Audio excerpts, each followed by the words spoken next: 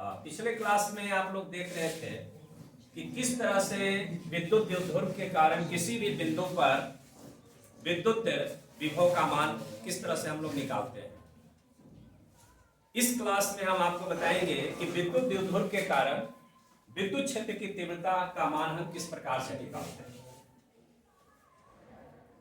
Electric field intensity at any point due to electric dipole, ठीक है, electric field intensity at any point due to electric dipole by the relation of electric potential and electric field intensity. किस relation से? Electric potential और electric field intensity यानी विद्युत विभव और विद्युत क्षेत्र की तीव्रता के बीच एक रिलेशन है, उसके द्वारा आपको निकालना है इलेक्ट्रिक फील्ड इंटेंसिटी का मान। तो देखिए, find the expression for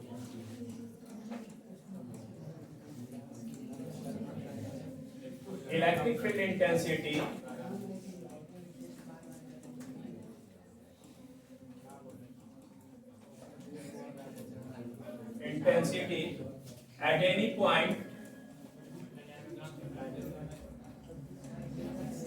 at any point due to electric dipole by the application of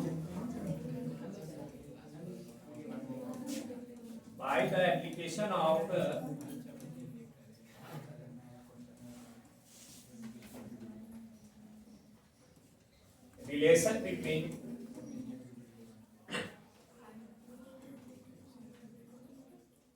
electric potential and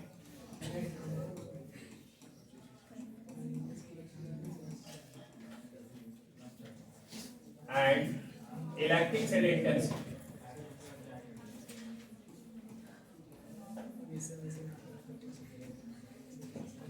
Electric field intensity विद्युत द्विध्रुव के कारण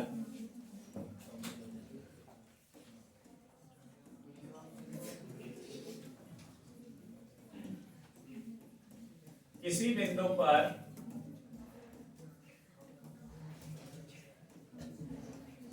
विद्युत क्षेत्र की तीव्रता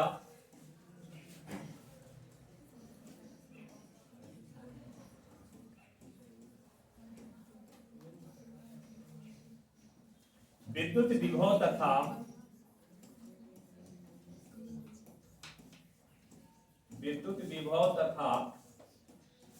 विद्युत क्षेत्र की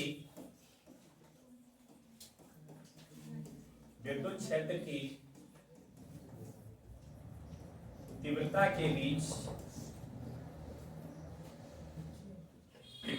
बीच संबंध से by the relation of electric potential and electric field intensity। Electric field intensity और इलेक्ट्रिक पोटेंशियल के बीच जो रिलेशन है वो क्या है? E बराबर माइनस dV बटा में dr। देखिए, इलेक्ट्रिक फील्ड इंटेंसिटी जो होता है वह पोटेंशियल के डेरिवेटिव के रूप में होता है, ग्रेडियंट ऑफ पोटेंशियल। यानी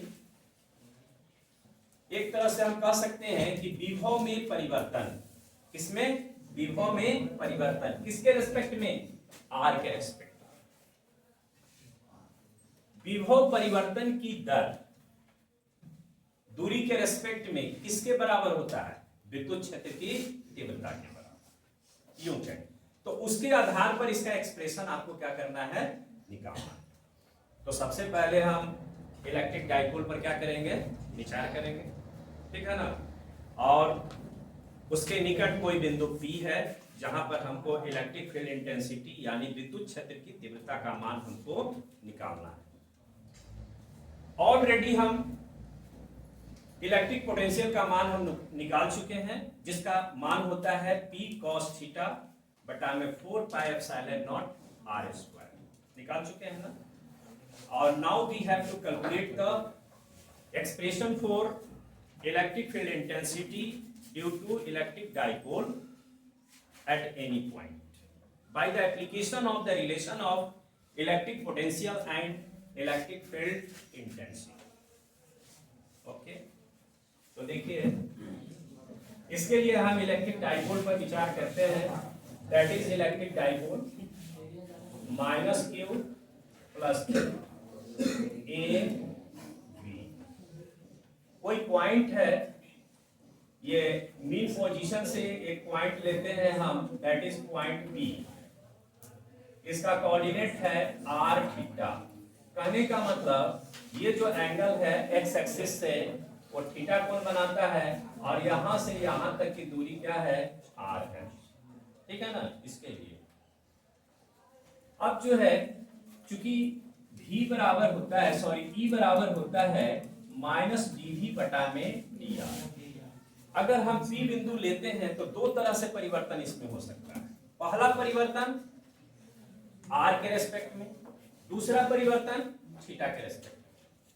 अगर हम दूरी बढ़ाएंगे घटाएंगे तो भी उस स्थिति में भी इलेक्ट्रिक फील्ड इंटेंसिटी का मान बढ़ेगा घटेगा। दूसरा थीटा के परिवर्तन से भी इलेक्ट्रिक फील्ड इंटेंसिटी का मान होगा।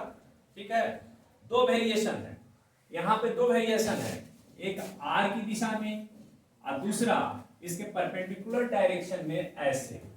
इसको मान लेते हैं थीटा में परिवर्तन के कारण, और ये मान लेते हैं किसके परिवर्तन के कारण, आर में परिवर्तन के कारण, है ना।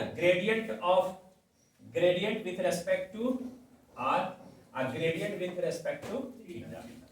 अब ये दोनों का रिजल्टेंट इस तरफ होगा, इसको हम मान लेते हैं ई, इस एंगल को मान लेते हैं डी थीटा, बट नेचुरल ये मान हो जाएगा आपको आर इंटू डी थीटा। अब यहाँ पे देखें, हम इसको मान लें कि ये रिजल्टेंट इलेक्ट्रिक फील्ड इंटेंसिटी जो है वह ई है, और इससे ये कितना कोण बना रहा है, अल्फा। कितना कोण बना रहा है, अल्फा। तो यहां लिखेंगे let electric potential at point P is V। V मान लेते हैं। अब V का मान ऑलरेडी आप निकाल चुके हैं, कितना, P cos थीटा अब बटा में 4 pi epsilon not R square. ऐसे इसके आगे जो लिखना है हम लिख सकते हैं। क्या लिखना है, एक विद्युत द्विध्रुव पर क्या करते हैं, विचार करते हैं, जिसकी लंबाई हम 12 मान लेते हैं, जैसा मानते आ रहे हैं, जिसके कारण किसी बिंदु P पर हमको विद्युत क्षेत्र की तीव्रता का मान निकालना है ना। और P बिंदु पर का कोऑर्डिनेट क्या है, r थीटा। तो यहाँ पर r की दिशा में भी अगर वेरिएशन होता है तो वहां पे उसके लिए इलेक्ट्रिक फील्ड इंटेंसिटी का मान क्या लिखेंगे, ER, और उसके लंबवत दिशा में क्या लेंगे, E थीटा। मैंने थीटा में परिवर्तन के कारण भी होगा और R में परिवर्तन के कारण, यानी दूरी में परिवर्तन के कारण भी होगा। दोनों का परिणामी क्या है, E, जो कि इससे कितना कोण बनाता है, अल्फा। ठीक है, तो अब यहाँ पे हम E थीटा जब लिखेंगे, सॉरी ER लिखेंगे, तो इसका मान क्या होगा, माइनस dV बटा में dr। अब V का मान इसमें हम रख देंगे। जब इसमें हम V का मान रख देंगे तो ये हो गया P cos थीटा और बटा में 4 pi epsilon not R square और बटा में dr। इसको आप डिफरेंशिएट करेंगे तो सिर्फ डिफरेंशिएशन किसका होगा, 1 बटे R स्क्वायर। किसका होगा, 1 बटे R स्क्वायर, बाकी किसी का नहीं होगा। P cos थीटा क्या हो जाएगा, कांस्टेंट।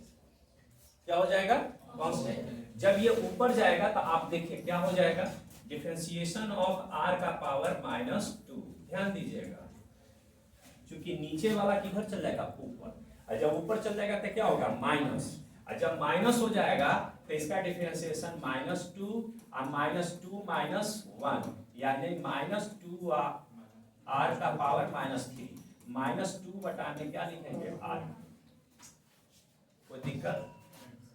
अब यही चीज यहाँ पे हम क्या लिखेंगे, ई आर बराबर ई आर बराबर डिफरेंशिएट होकर के हो जाएगा माइनस माइनस, पहले से माइनस बाहर में है और वो माइनस आएगा तब प्लस हो जाएगा 2p cos थीटा बटा में 4 pi epsilon not r cube. कोई दिक्कत? और इसे हम मान लेते हैं समीकरण फर्स्ट। इसे क्या मान लेते हैं? समीकरण फर्स्ट। अब जिस तरह से हम ई आर का मान निकाले उसी तरह से किसका मान निकालेंगे? ई थीटा का। किसका निकालेंगे? ई थीटा का। तो यहां देख लीजिए ई थीटा बराबर माइनस डी टी। अब इस दिशा में कितना दूर गया? यहां तक गया, तो इसका मान कितने के बराबर है? r into D theta, r into D theta. अब यहां लिख देंगे ई थीटा बराबर माइनस टी, और ये हो गया p cos थीटा बटा में 4 pi epsilon not r square बटा में r into D theta. E theta बराबर क्या हो जाएगा? ये डी बटा में डी थीटा यानी cos थीटा का डिफरेंशिएशन होगा, r का डिफरेंशिएशन नहीं होगा। तो जो ये है वो ऑलरेडी बाहर हो जाएगा इससे गुणा होकर के, तो 1 बटा में 4 pi epsilon not r cube और डिफरेंशिएशन हो जाएगा cos थीटा बटा में डी थीटा। बड़े आराम से तो ये हो गया ई थीटा बराबर cos थीटा का क्या हो जाता है? Minus sine theta, minus minus plus, तो यहाँ हो गया आपका साइन थीटा। ई छूट गया ना पूरा, ई छूट गया। इसको ई नहीं होता है बाहर ले लेते हैं, ई बाहर। ओके, तब पी साइन थीटा बटा में 4 पाई एप्सिलॉन नॉट r। और इसको हम समीकरण क्या मान लेते हैं? है ना, इसको क्या मान लेते हैं? समीकरण नंबर 2। अब इसका दोनों का रिजल्टेंट क्या माने हैं? ई। तो लिखेंगे let resultant of E theta and E R is E. अब दोनों एक दूसरे पर क्या है? लंब है, परपेंडिकुलर है। तो ई बराबर अंडर रूट ई आर का स्क्वायर प्लस ई थीटा का स्क्वायर ले लिए। ठीक है, ये आया कहां से? टी आया इससे, आर बराबर 2pq cos थीटा, इससे आया ये आर बराबर। और जब थीटा बराबर 90 डिग्री तो ये क्या बचता है? आर बराबर P square plus Q square. ये फॉर्मूला है ना। जब थीटा बराबर क्या ले लिए? 90 डिग्री, तो ये बचेगा ना। तो चूंकि ये और ये दोनों एक दूसरे पर लंब है तो दोनों का परिणाम ये होगा। अब इसको हम समीकरण क्या मान लिए? थर्ड। बड़े आराम से। अब आप देखिए कि जो हम निकाले हैं ये फॉर्मूला लगाए, ये वाला relation by the application of the relation of electric potential and electric field intensity. तो ये परीक्षा में से पूछेगा आपको। फिर देखिए अब लास्ट मोमेंट में फ्रॉम इक्वेशन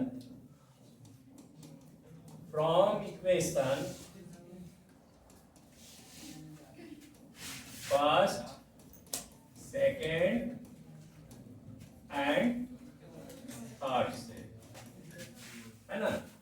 थर्ड से क्या लिखेंगे? ई बराबर अंडर रूट ई आर के जगह पे क्या लिखेगा? 2p cos theta 4 pi epsilon not r का स्क्वायर। आइए p sin थीटा बटा में 4 पाई एप्सिलॉन नॉट r। बड़े थक गया है, भूख लग गई है। चलो अब ये देखो यहाँ पे इसमें दोनों में क्या चीज कॉमन है जो बाहर ले सकते हैं? ई केवल ऊपर और नीचे 4 पाई एप्सिलॉन नॉट। आइए दो cos थीटा बचेगा, यानी 4 cos स्क्वायर थीटा प्लस ये क्या बचेगा? sin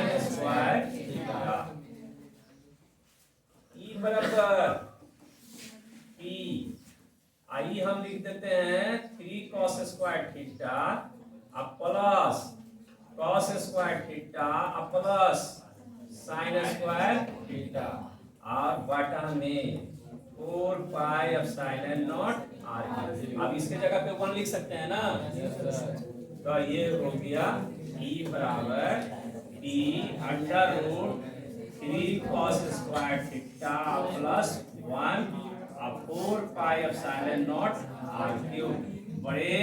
हाँ, तो ये एक्सप्रेशन आया आपका किसी भी बिंदु पर expression.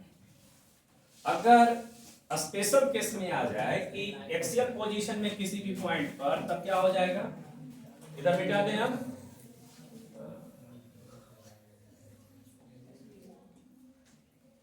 Special case, case first,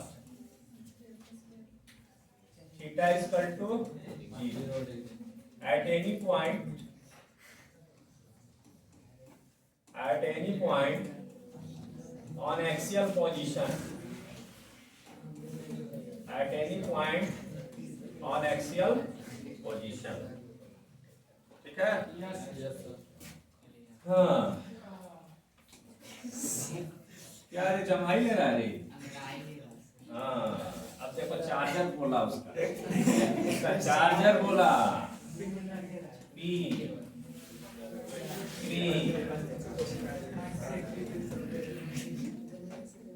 4 pi epsilon not r cube cos 0 degree का मान 1, तो 1 होगा तो 3 प्लस 1 2 हो जाएगा, बाहर निकलेगा तो 2p 4 pi epsilon not r axial position में निकल गया। अब देखिए broadside on position, case second, theta is equal to 90 degree, निरक्षीय स्थिति में, हिंदी में क्या बोलते हैं, निरक्षीय। आगे क्या हो गया, at any point on broadside on position, ठीक है। EB बराबर P 3 cos square 90 degree plus 1, 90 degree का मान कितना हो जाता है, चलो तुम खड़ा होकर बोलो, cos 90 डिग्री का मान 0, चलो बैठ जाओ, कब नहीं करो, 4 pi epsilon not r, 90 degree का मान 0, P हो जाएगा ऊपर, आप 4 पाई एप्सिलॉन नॉट r, इस तरह से। कभी कभी ऑब्जेक्टिव में यह भी पूछा गया है कि अक्षीय स्थिति में और निरक्षीय स्थिति में विद्युत क्षेत्र की तीव्रता का अनुपात क्या होगा। अक्षीय स्थिति में और निरक्षीय स्थिति में विद्युत क्षेत्र की तीव्रता का अनुपात क्या होगा, ऑब्जेक्टिव में पूछा है, परीक्षा में ये भी आया है। What is the ratio of the electric field intensity on axial position and electric field intensity on broadside on position, क्या हो जाएगा, यानी EA बटा में EB, ये हो जाएगा 2 बटा में 1, क्या हो जाएगा 2 बटा में 1। चलो ठीक है, आज के लिए इतना ही, बहुत बहुत धन्यवाद।